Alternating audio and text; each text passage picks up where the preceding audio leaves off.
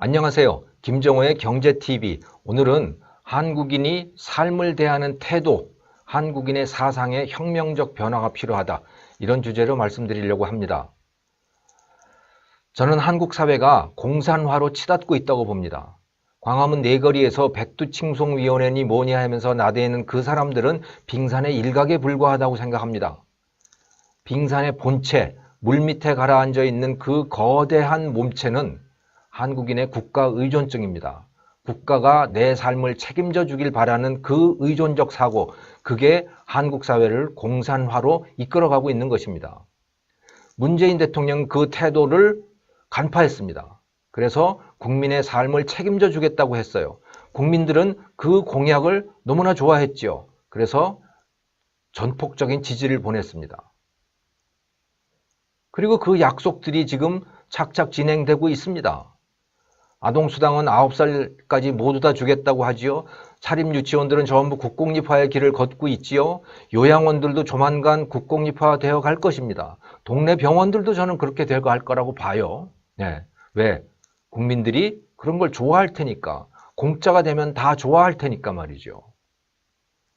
대학들은 어떻습니까? 마찬가지입니다. 조만간 서울 1대학, 서울 2대학, 서울 3대학 이런 식으로 다 바꾸어져 갈 가능성이 매우 높습니다. 초중고등학교는 이미 다 그렇게 됐지요. 사립이든 국공립이든 다 국공립입니다. 우리나라는. 이미 그렇게 됐어요. 기업들은 어떻습니까? 지금 삼성에 대한 집요한 공격이 이루어지고 있는데요. 삼성 바이오로직스 분식회계니 무슨 노조 설립 방해니 해가면서 집요한 공격이 이루어지고 있습니다. 저는 그 공격은 이재용이 삼성을 떠날 때까지 이루어질 거라고 봅니다. 그리고 이 정권 안에서 분명히 저는 그렇게 될 거라고 봐요. 그리고 삼성은 국민기업화 될 것입니다. 국유화 되는 것이죠. 현대차도 그럴 것이고 글쎄요. 다른 기업들은 안 그럴까요? 삼성이 그렇게 됐는데 저는 모든 분야에서 다 국유화, 국민기업화 이런 것이 일어날 거라고 보고요. 그래서 모든 국민은 다 공짜로 살게 되겠지요. 그렇게 좋아하겠지만 그 동전의 뒷면은 뭐냐? 국가의 노예가 되어가는 겁니다. 왜? 남에게 신세를 지는 사람, 자기의 생활을 남에게 의존하고 있는 사람은 반드시 노예가 되는 것입니다. 어쩔 방법이 없지 않습니까? 스웨덴의 복지국가처럼 될 거라고요? 천만의 말씀입니다.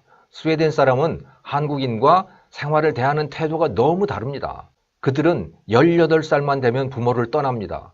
부모한테 의지해서 사는 것은 부끄러운 일이에요, 그들에게. 그렇기 때문에 그들은 복지국가를 위해서도 자기 스스로 세금을 냅니다. 웬만큼 가난한 사람들도 다 자기 소득의 30%는 세금을 내는 거예요. 복지국가를 하려고 그러면 자기가 부담을 해야 되는 거죠. 세상에 공짜는 없는 겁니다. 책임을 져야 되니까요. 그러니까 그와 같은 책임 있는 의식, 그것이 복지국가를 가능하게 하는 겁니다. 그리고 스웨덴에는 경제적 자유가 넘쳐납니다. 우리가 신자유주의라고 부르는 그 많은 여러 가지의 자본주의적 제도들, 그게 스웨덴에는 다 있어요. 심지어 학교도, 초중 고등학교도 주식회사 법인들이 학교를 운영을 하는 것이 가능합니다. 실제로 운영을 하고 있어요. 주식회사 중학교, 주식회사 고등학교 이런 것들이 공개적으로 허용이 되는 겁니다. 왜? 자기 책임이니까요. 자기가 알아서 선택을 하는 것입니다. 무엇이 됐든 간에 대한민국은 스웨덴 같은 나라가 될 수 없습니다. 국민이 국가 의존증을 버리지 않는 한 말입니다. 국가에게 모든 것을 다 해달라고 하고 본인 스스로는 뭘 할 생각이 별로 없는 그런 사고를 유지하고 있는 한 한국은 북한처럼 되는 겁니다. 일은 억지로 시키는 거지요. 일은 강제 노동이 되어버리는 겁니다. 결국은. 그래서 노예제가 되는 거죠. 각자의 생활은 국가의 배급으로 해결을 하고 그러면 일은 누가 하느냐? 일은 누구도 하고 싶어 하지 않죠. 결국은 강제 노동이 될 수밖에 없는 겁니다. 그래서 저는 노예사회로 치닫고 있는 거라고 봅니다. 지금 한국이. 대한민국의 젊은이들에게 묻습니다. 그런 사회에 살고 싶습니까? 지금 당장은 아니지만 10년만 지나더라도 그런 문제에 봉착을 하게 될 겁니다. 그런 사회에 살고 싶습니까? 모든 것을 배급에 의존하고 일은 강제노동을 해야 되는 그런 사회? 저는 싫습니다. 제 자식들과 제 손주, 손녀들이 그런 사회에 사는 거 정말 싫습니다. 그래서 어떻게든 막아보고 싶습니다. 그러자면 국민 한 사람 한 사람, 여러분들 한 분 한 분의 국가 의존증, 대통령 의존증을 버려야 합니다. 제발 청와대 그 홈페이지에 대통령한테 무슨 뭐 청원하는 거 이것부터 좀 없앴으면 좋겠어요. 대통령이 무슨 임금입니까? 왜 그에게 그렇게 온갖 걸 다 청원을 하죠? 저는 이제 대한민국 국민들에게 근대 시민으로서의 사상혁명이 필요하다고 봅니다. 그래야 공산화를 막을 수가 있습니다. 우리나라는 해방 이후에 지금까지 3번의 의식혁명을 겪었습니다. 반공혁명, 성취감혁명, 민주혁명입니다. 반공혁명 6.25를 통해서 거치게 되었던 것이죠. 그 이전까지 한국인들은 공산주의에 대해서 그다지 거부감이 있지 않았습니다. 다 같이 잘 살자라고 하는 것은 아주 한국인의 정서에 잘 맞는 그런 사상이었던 겁니다. 그리고 부자놈들 다 때려잡자? 그것도 뭐 나쁘지 않은 사상이었던 거죠. 그 당시 사람들로서는. 그러니까 박헌영 같은 사람이 이 남한 사회에서 활동을 할 수 있었던 겁니다. 그런데 바로 그 공산주의자들과 전쟁을 하면서 6.25 전쟁을 거치면서 그들과 사상적으로라기보다는 아무튼 그들의 물리적인 적이 되었던 거죠. 물리적인 적이 되었다. 그들이 우리를 죽이려고 한다. 그러니까 그들은 나쁘다. 그들의 체제도 나쁘다. 이와 같은 생각의 변화가 이루어졌다고 저는 봅니다. 저는 그것을 반공혁명이라고 부릅니다. 6.25 전쟁을 거치면서 한국인들은 공산주의를 싫어하게 됐습니다. 북한을 싫어하게 됐지요. 그런데 사실은 공산주의가 뭔지는 잘 모릅니다. 공산주의의 핵심, 그것도 잘 모르는 거죠. 다만 그들의 폭력이 싫고 또 그들의 뭐 집단 농장이나 이런 것들도 싫고 강제노동도 싫다. 뭐 이런 정도의 저는 사상혁명이었다고 봐요. 근데 그것만으로라도 한국인들은 굉장한 변화를 하게 됐고 이 땅에 자유민주주의와 자본주의라고 하는 것이 뿌리를 내릴 수 있게 되었다. 그렇게 봅니다. 두 번째 혁명은 성취감 혁명, 박정희 때에 이루어졌던 바로 그 혁명입니다. 그 이전까지 한국인들은 매우 패배적인 정서를 가지고 있었습니다. 여러분 한의 정서라고 하는 거 들어보지 않으셨어요? 한, 서러움, 슬픔, 뭐 이런 것들, 그게 바로 한국인들의 정서였던 겁니다. 아리랑이라고 하는 노래도 바로 그 한을 담고 있는 노래인 거죠. 그 한, 그것은 다시 말하면 패배주의입니다. 그것은 나는 어쩔 수 없어. 나는 정말 슬프고 억울하지만 어쩔 수 없어 라고 하는 그런 태도를 담고 있는 정서입니다. 그런데 박정희는 팔자 타령만 하는 그 한국인들에게 일어나서 일해라. 밖에 외국에 물건 가지고 나가서 팔아와라. 이런 요구를 했던 겁니다. 무리하기 짝이 없는 요구였고 정말 힘든 요구였지만 그 절대적인 권력이 무서워서 어쩔 수 없이 나와서 일을 했고 밖에 나가서 물건을 팔았고 돈 버는 일이 본격적으로 도전이 시작되었던 것이지요. 그런데 해보니까 돈이 벌리기 시작했습니다. 이게 내가 타고난 팔자 말고도 다른 게 또 있네? 다른 것을 성취하는 게 가능하네? 그런 것을 한국인들이 깨닫기 시작했습니다. 그러면서 서서히 한국인들은 세계에서 가장 지독하게 일을 하는 사람, 매우 도전적인 그런 민족으로 변화해 왔던 것입니다. 그 덕분에 3만 불이라고 하는 정말 엄청난 성취를 하게 된 것이죠. 박정희 이후에 한국인들의 생각이 바뀌는 이 과정을 저는 성취감 혁명이라고 부르고 싶습니다. 세 번째는 민주혁명입니다.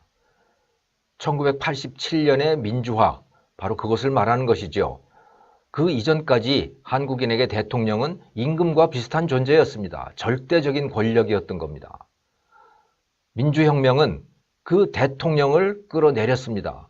그리고 민중이 그 위에 올라앉게 된 것이죠. 민중혁명, 바로 그게 1987년 이후에 한국인들이 이루어냈던 또 한 번의 의식 변화입니다. 그런데 이것은 서구 자유민주주의 사회와는 또 다른 어떤 것이었습니다. 서구 자유민주주의 사회, 거기에서의 시민혁명이라고 하는 것은 시민 한 사람 한 사람의 자유와 권리를 뜻했던 것입니다. 그것은 누구도 침해할 수 없다는 것이죠. 한국인이 민주화 이후에 겪은 이 사상의 혁명은 무엇이냐? 기본적으로 민중혁명이고, 다수의 민중이 원한다면 개인의 권리와 재산권 정도는 얼마든지 침해하고 뺏어갈 수 있다고 생각하는 그런 상태가 된 겁니다. 그 절정이 재작년의 촛불혁명이었고, 그리고 지금 우리는 그 사상에 따라서 공산화의 길을 걷고 있는 것입니다. 이 공산화를 멈추려면, 또는 새로운 정말 살만한 사회를 만들어내려면 저는 또 한 번의 사상혁명이 필요하다고 봅니다. 진짜 사상혁명, 그 핵심은 내 삶은 내가 책임진다 라고 하는 이 생각을 국민 한 사람 한 사람이 확고하게 다지는 겁니다. 자기의 삶 속에서 그것을 실천하는 것이죠. 이렇게 될 때 저는 한국이 정말 새로운 국가, 정말 살만한 국가, 행복한 나라, 이렇게 될 거라고 봅니다. 저는 한국 사람들이 스위스인으로부터 많은 것을 배워야 한다고 생각합니다. 스위스 사람들 대단합니다. 아무것도 없는, 먹을 것조차도 제대로 없는 그 산골짜기에서 세계에서 가장 강력한, 가장 잘 사는 나라를 만들어냈습니다. 스위스의 국민소득 1인당 85,000불이죠. 예, 스위스는 그리고 그 800만 밖에 안 되는 인구에도 불구하고 세계 어떤 나라도 건드리지 못합니다. 국방력이 탄탄하기 때문이죠. 그리고 아름답지요.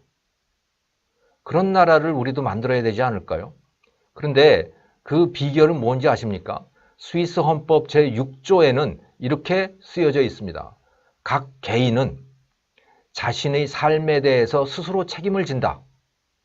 또 각 개인은 사회가 필요한 일이 있다면 거기에 대해서 기여할 책임이 있다. 이렇게 적혀져 있습니다. 국가가 국민을 책임져 준다 이런 이야기가 아니고 국민이 자기 자신에 대해서 책임을 지고 또 국가에 대해서도 책임을 진다라고 하는 선언을 헌법에서 하고 있는 것입니다. 그런 사람들이기 때문에 스위스라는 국가는 강력한 것입니다. 스위스라는 국가는 아름다울 수도 있는 겁니다. 여러분 그런 소식 들어보셨죠? 기본소득제 1인당 한 달에 300만 원씩 주는 그 기본소득제를 국민투표에 붙였습니다. 결과는 뭐였죠? 네, 76%가 반대를 했습니다. 또 최저임금도 국민소득에 붙여졌습니다. 1인당 1시간에 3만 원 정도를 최저임금으로 주자. 이런 정책이 국민투표에 붙여졌습니다. 반대 77%입니다. 물론 누군가 그런 정책을 제안을 한 사람들이 있지요. 하지만 대다수는 그것에 반대했습니다. 제가 어떤 논문을 보니까 스위스 국민들의 4분의 3, 75%는 우파이고 4분의 1, 25%는 좌파라고 하더군요. 일반적인 자영업자나 노동자들은 다 우파이고 회계사, 변호사, 교사 뭐 이런 사무직 노동자들의 상당수가 이 사회주의자 좌파라고 하더군요. 아무튼 대다수의 스위스인들은 자신의 삶을 스스로 책임져야 된다고 생각을 합니다. 그래서 스위스 사람들은 대통령이 누군지도 모릅니다. 7명의 장관들이 돌아가면서 한 해씩 대통령을 합니다. 그러니까 대통령이 누구인지도 모르고 알 필요도 없습니다. 왜? 대통령한테 기대할 것이 없기 때문이죠.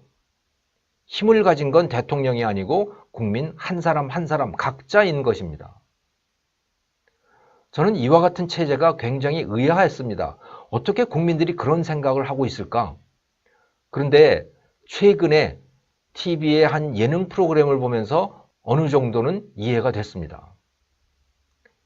이 사진에 보이는 이 아이 4살 난 박나은이라고 하는 아이인데요. 우리나라 축구선수 남편과 스위스 여성이 결혼해가지고 낳은 아이입니다. 이 엄마가 나은이를 어떻게 교육시키는지가 나왔습니다. 아침에 일어나는 것도 혼자서 하고 일어나서 옷 입고 씻고 유치원 가는 가방 챙기고 다 스스로 합니다. 심지어 자기가 아침 밥도 챙겨 먹고요. 엄마 아빠 아침밥까지 차려줍니다. 설거지 돕지요. 자기 동생도 챙깁니다. 이게 그 스위스인 엄마가 나은이를 가르치는 교육법입니다. 스스로에 대해서 책임을 지고 자기가 속한 공동체에 대해서도 뭔가 기여를 스스로 하는 거지요. 남에게 공짜를 바라지 않는다는 거예요. 그러다 보니까 이 나은이라고 하는 아이는 자기 앞가림을 지가 하는 것은 말할 것도 없고 자기 동생도 챙기고 어디 모임에 가면 주변 사람들도 늘 챙기는 정말 아름다운 사람이 되어 있더군요. 4살짜리가. 저는 이제 한국인이 이것을 배워야 될 때라고 봅니다. 아이 교육부터 바꿔야 될 때라고 봅니다. 나는 고생하면서 자랐으니까 내 자식은 절대 고생 안 시키겠다. 이거는 아이에게 죄악을 저지르는 겁니다. 아이에게 고생을 시켜야 합니다. 아이가 자기 일은 물론이고 집안일도 하게 해야 합니다. 학교에서 청소도 해야 하고 유치원 가서 밥상 차리는 것도 아이가 해야 되는 겁니다. 어른들은 물론 말할 것도 없고요. 엄마 아빠부터 그런 생각을 해야 아이에게 그것을 가르칠 수 있지 않겠습니까? 그러니까 이제 한국인들이 정말 태도를 바꿔야겠습니다. 대통령한테 뭐 해달라고 하지 마세요. 대통령 보고 뭘 좀 하지 말라고 하세요. 이제는 제발 좀. 대통령이 국민의 삶을 책임지겠다고 하면 네가 뭔데 내 삶에 책임을 지느냐? 라는 말이 나와야 됩니다. 그런 말을 하는 사람은 반드시 떨어진다는 그런 게 가능해야 해요. 스위스 국민들은 국가가 국민들에게 300만 원씩 준다는데도 싫다는 거 아닙니까? 왜 네가 나한테 그걸 주냐? 결국은 내 돈일 텐데. 저는 한국인들도 이제 그런 생각을 할 수 있어야 된다고 봅니다. 사상혁명이 필요합니다. 그렇지 않으면 지금 아주 심각하게 위험하게 진행되고 있는 이 공산혁명을 막을 방법이 없습니다. 왜? 한국인들 스스로 마음속에서 그것을 원하고 있기 때문이죠. 물론 노예가 되는 걸 원치는 않을 거예요. 하지만 국가에 의존하는 한 노예의 신세를 면할 방법은 없습니다. 제가 말씀드린 이 사상혁명, 이 캠페인을 어떻게 진행할지 아직 구체적인 아이디어는 없습니다. 유튜브로는 제가 계속해서 이런 이야기를 하겠지만 구체적으로 오프라인에서 무엇을 해야 할지는 아직 구체적 아이디어가 없어요. 우리 같이 한번 생각해 봤으면 좋겠습니다. 감사합니다.